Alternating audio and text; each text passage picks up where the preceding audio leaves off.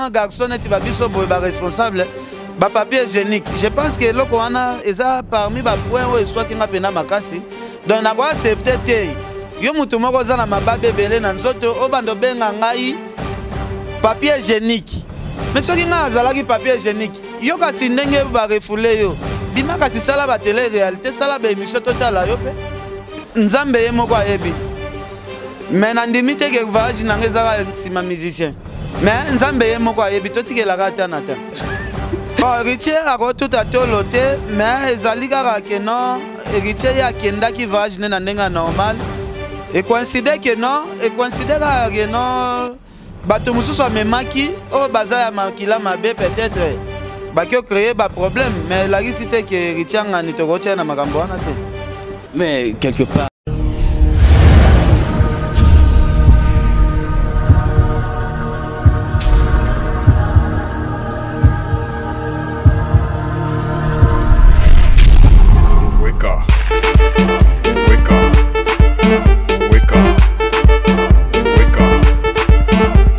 que la lumière soit et la lumière fille. Bonjour à vous très chers amis du 3W Vision Plus. Nous vous disons merci pour cette confiance. Quand je dis nous, il s'agit bel et bien de cette grande équipe technique de Vision Plus. Dodi Enfant Gâté à la prise de vie. Hilaire Clark, Nyoka Bondo, Miranda à la réalisation. Un grand merci à Bella Dinganga, Maman Sosie. Un grand merci également à Maman Elisa Pedro Monoko Bon, que Maman Bissoumoko en tout cas. Et notre caméraman Dodi Enfant Gâté tient à remercier infiniment Guy Semaka, la belle homme, ainsi que toutes les grandes dames de Londres, la grande dame Mima Wetu, Aïcha Gandhi, beauté indienne, Maman Elisa Pedro Monoko Bank. Et je n'oublie pas Dona Okito, grand combattant, Freddy Mayemba, 3 fois boss de la part de Dodi Enfant Gâté. Et c'est lui notre caméraman. Voilà. Voilà, aujourd'hui, question de parler d'actualité. Nous allons recevoir pour vous un chroniqueur. Et ces derniers temps, il bat son plein. Lui, c'est Ken Piana Pitopa, le Makizembe. Et nous allons essayer de parler de l'actualité musicale qui fait maintenant la une du net. Refoulement, il y a Héritier Watanabe, refoulement, il y a Karine Mokonzi, refoulement, il y a Latim Watamobimba. Et question de parler de cette actualité, nous recevons pour vous, comme je l'ai dit tout à l'heure, Ken Piana Pitopa, le Makizembe. Laissez-moi dire un grand merci à Maman Elisa Pedro Monoko Bank, ouais, Maman Socia en tout cas. Merci beaucoup parce que yo la kaka poko kisaga pe komaka et surtout na bino nyono bozana wa abonner na site na biso. Abonnez-vous massivement à 3W Vision Plus TV pour être informé au temps réel. Et notre souci, notre devoir, c'est de vous mettre au cœur de l'actualité. Voilà pourquoi, mon humble serviteur, je ferme mes côtés. Je suis toujours près de l'actualité. Je suis toujours là, au cœur de l'actualité pour vous informer au temps réel. Il y a un baby no ken piana pito pale. La team wata isange koti mobulu. Balobi suka mema ki Karine Mokonzi te, mais makambo nyonso komité. Tout cela on a Ken Piana Pitopa le Makizembe. Bonjour. Ouais, bonjour, bonjour bandeko tupe bazolanda biso de partout à travers le monde. Ba Pauline Lumumba, Adel Djogo Bagou Danger, Ser Nabiso, Nathalie Neymar na Texas, Angel Mouswaili, Makizembe, Barosimbu Tabazawana, Bagotier Mascotte. Batu baza vraiment ebele ba Koko Arafat Makizembe, ba Vie Louison Mbata, boutique second round. Nabige ba champagne overdose pe na Paris bazolanda biso vraiment bato ebele. Merci na yo pe ndengo yo zwangai quoi. Ozane sengo Ken Piana. Osengo nini? Nazo monu zo sepela ozo seka. Menga na ga ne sengo na ngande na zalaka chaque jour. Est-ce que so ya zwangai émission na mawa? C'est Ken Piana Pitopa les sangue koti mobulu. Ken Piana to betano aux actualités. Parce que ozana kati ya la team Wata. Et ça la que nous temps oka que non ba refouler la team Wata.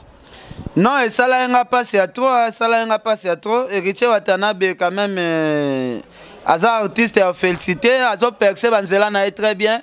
Et ça là, passé à trop, Nayoki que non. Avec beaucoup de dépenses, Basali, ba refoulé, ba musicien, ça là, vraiment passé. Mais quel pénétration que Bino Bozana Kati, Bino Boza parmi bateau, va participer à la fondation, il y a la team Wata. Mais aujourd'hui, nous remarquons que, apparemment, Bozo vivre, bloc, comment on dirait, il y a une ingratitude, une malgérance, et ça, Bino Nini, Bino Mono personnellement. Non, en tout cas, biso toza un problème moko te, toza un problème moko te. Injustice pene ezalaka te na kati ya la team.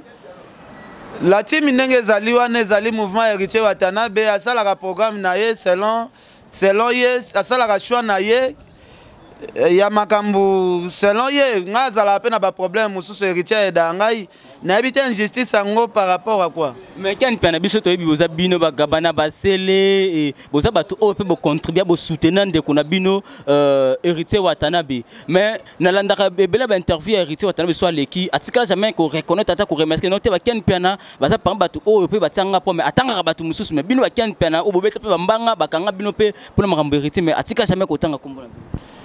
Te koloba bongo c'est trop dire.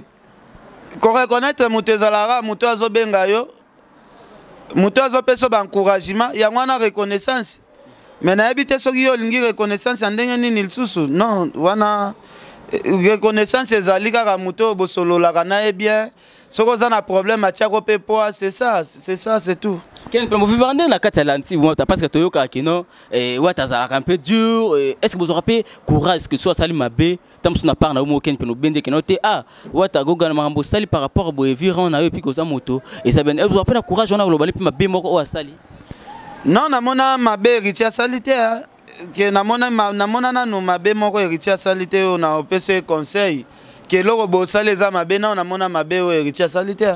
Mais bino no ba chroniqueur ba journaliste vous vivre rendre na kati ya la team Wata apparemment ba tiraima za makasi entre bino non ba tiraima za penate zalinde na batu mususu oyo peut-être bazoluka ba kotisa ya musu ba bêtise na kati ya la team ya Wata oso comprendre za mutu mususu yana jeune fille moko boye donc a ucho benga biso ba papier hygiénique ya mouvement.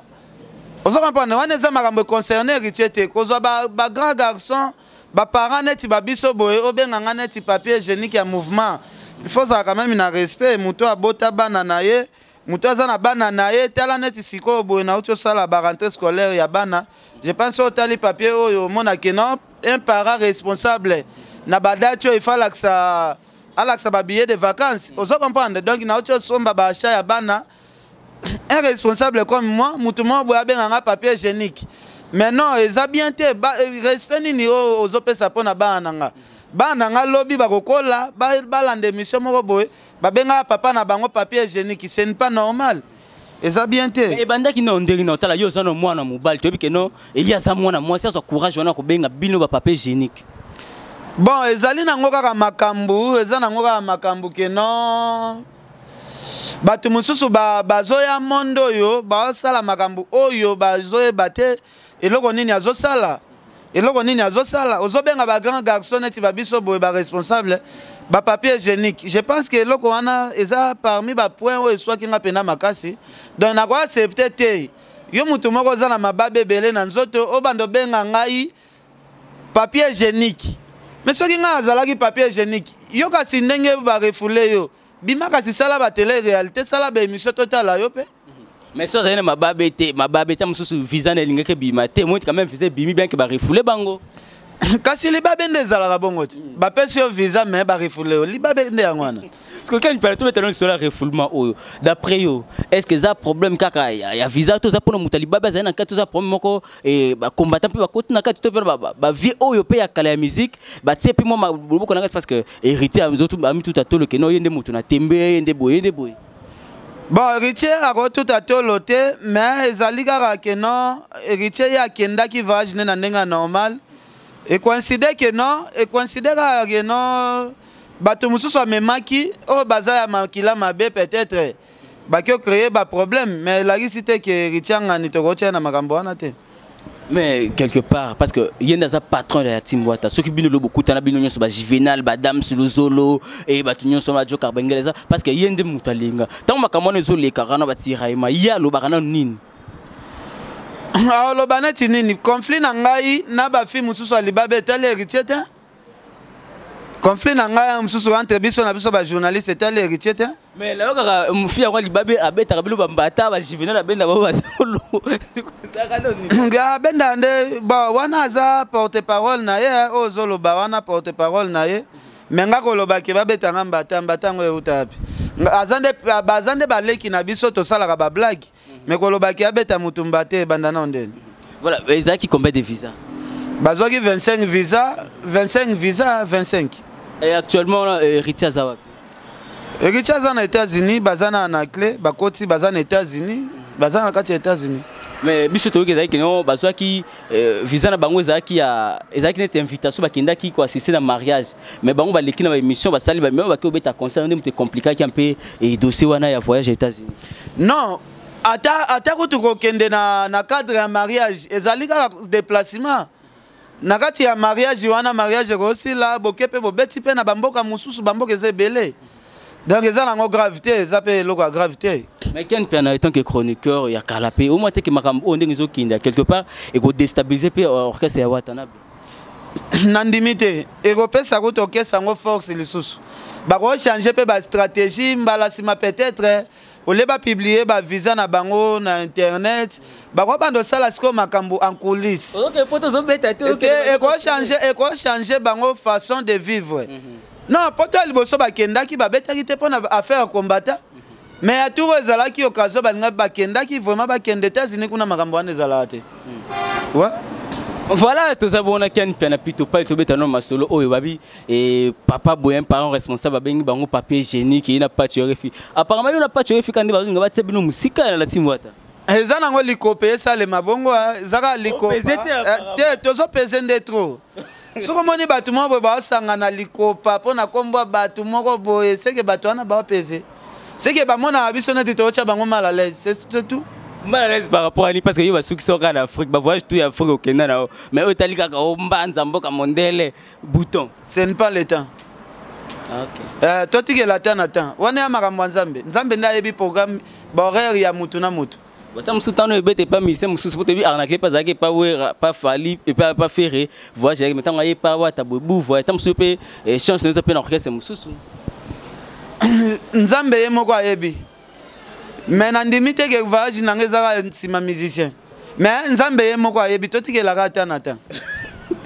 Quel bien plutôt pas les Makizembe pour vous, Philo Lami internaute. Je dis un grand merci à maman Elisa Pedro Monokobank, un grand merci à Bella Dinganga, maman sociale. Un grand merci également à Guy Semaka, la belle homme de la part de Dodi Enfant Gâté, à toutes les grandes dames de Londres, la grande dame Mima Wetu, Aïcha Grande du beauté indienne, maman Elisa Pedro Monokobank, voilà maman Nabiso, Donna Okito, grand combattant, Freddy Maemba, 3 fois boss de la part de Dodi Enfant Gâté et notre caméraman Swag. Un grand merci également à Bienvenue pour la douceur l'artiste. Aujourd'hui nous assiste et ça nous a bientôt moni les monteurs de l'impossible tutoriel Nathan de Makambo et Ken Piana qu'on a biso vraiment petit à petit au Kende et na suka émission biso lelo oyo bato nyonso balingaka Ken Piana et ba retenir ni pour Ken Piana. Bon bato nyonso balingaka Ken Piana na senga ke no nga na limbisi nanga. Oh, et soit qu'il a trop maltraité, moto azotangisa bana na l'école ya boye, 3 enfants, hein, 3 enfants, un parent moto azana libabe ya robota te, po batumsu bana libabe même côté robota. Oh.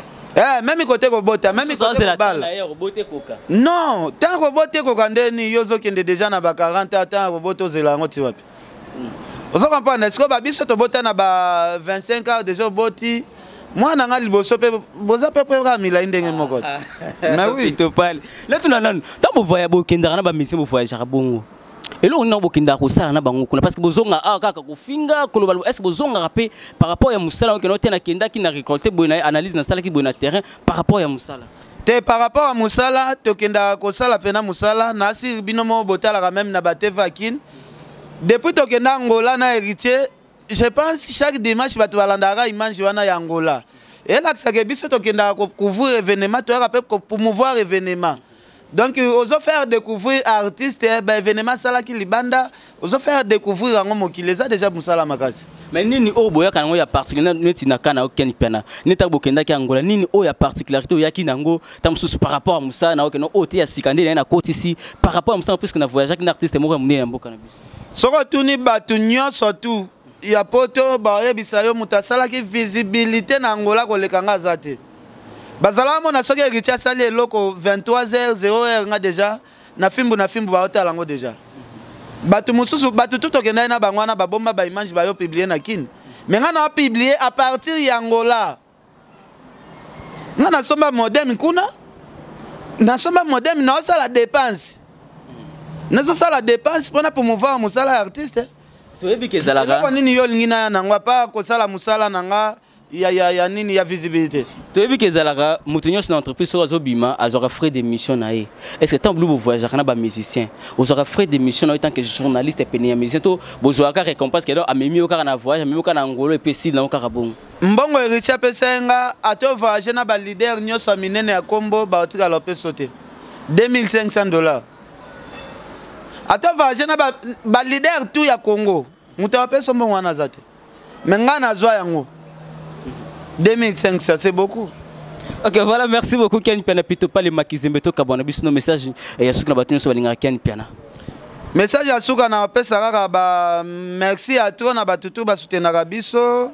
Sœur na Angel Muswahili Makizembe, Papi Kelly, vient na Rife Kisombe, Adel Djogo Bagou Danger Adel Djogo.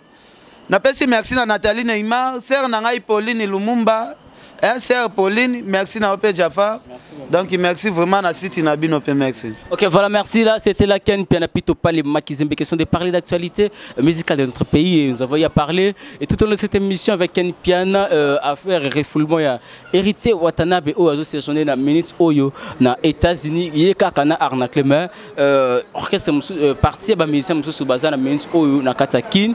Et je dis un grand merci à l'équipe technique Mobimba Oya Vision, plus un grand merci également na maman sociale Bella Dinganga Mila Oumela Simbali Bende. Un grand merci à maman Elisa Pedro Monoko Bank, notre caméraman les Swagger d'Odi Enfant Gâté, tiens remercier. Et bateau, ceux qui vous avez abonné, tête au bois Rabino Pété. Donc on voit que Dodi Abouaka Guy c'est Makala Belle on peut abonner. Abouaka toutes les belles dames, les grandes dames, il y a Londres pour vous abonner. Mima Wetu, Aïcha Gandhi, beauté indienne, Elisa Pedro, maman Elisa Pedro Monoko Bank, voilà maman Nabiso Moko, Ngabela Dinganga, il y a abonné numéro 1, la première abonnée à Vision Plus Nabiso. Et merci à Donna Okito, grand combattant, Freddy Mayemba, et 3 fois boss. Merci beaucoup. Et à mon frère Yannick Makangi, là depuis Paris. Et un grand merci aussi à papa Kololo, Ifaso, papa na Jordan Kololo, Djogo. Un grand merci à Ariel Kawete depuis les États-Unis d'Amérique. D'ici là, portez-vous très bien. Quant à moi, je ferme mes côtés. Les Phoenix de la presse, c'est toujours pour vous servir, mettre au cœur de l'actualité. Je vous dis merci et bye bye.